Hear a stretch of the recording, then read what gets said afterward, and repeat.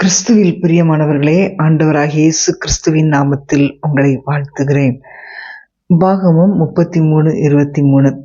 நப்தலியை குறித்து, நப்தலி கர்த்தருடைய தயவினாலே திருப்தியடைந்து அவருடைய ஆசீர்வாதத்தினாலே நிறைந்திருப்பான் என்றான்.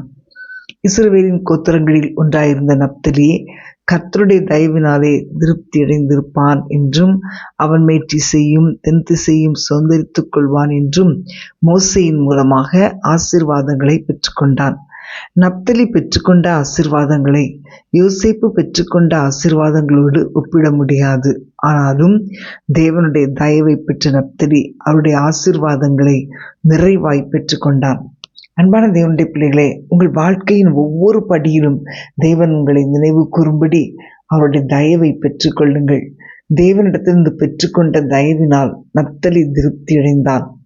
ஒவ்வொரு நாளும் நீங்கள் நடப்பிக்கும் கிரியைகள் தேவனுடைய எதிர்பார்ப்பை பூர்த்தி செய்வதாகவும் அவருடைய ஆசீர்வாதங்களை பெற்றுக்கொள்ளும்படி அவருடைய தயவை கொண்டு வருவதாகவும் இருக்கட்டும்.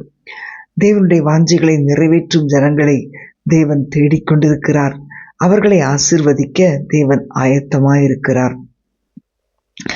பிரியமானவர்களே, தம்மிடத்தில் தயவு பெற்றவர்களுக்கும் தமக்கு முன்பாக பிரியமானவைகளை செய்பவர்களுக்கும் மிக சிறப்பான ஆசீர்வாதங்களை கொடுக்கும்படி காத்து கொண்டிருக்கிறார். அவர் ஆசீர்வதிக்கிற பொழுது அந்த ஆசீர்வாதங்கள் நிறைவாகவும் நிரம்பி வழியக்கூடியவையாகவும் இருக்கும். தேவனுடைய ஆசீர்வாதங்கள் உங்களுக்கு வேண்டுமா? உங்களுடைய வாழ்க்கையில் ஒரு திருப்பம் உண்டாக வேண்டும் என்று வாஞ்சையோடு காத்திருக்கிறீர்களோ? கடன்கள் மற்றும் அவமானத்தால் கூனி குறுகி போயிருக்கிறீர்களோ?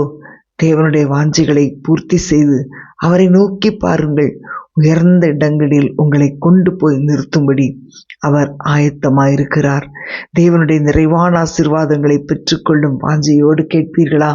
அன்பின் ஆண்டவரே, உம்மை துதிக்கிறோம் அப்பா. உம்முடைய பிள்ளைகள் தேவனுடைய ஆசீர்வாதத்தினால் நிரம்பி இருக்கும்படி நான் ஜெபிக்கிறேன் அப்பா. நீர் ஆசீர்வதிக்கும் போது தான் உம்முடைய பிள்ளைகள் ஆசீர்வதிக்கப்பட முடியும் அப்பா. ஒவ்வொருவருக்கும் தேவையான ஆசீர்வாதங்களை தேவன் அருளி செய்வீராக.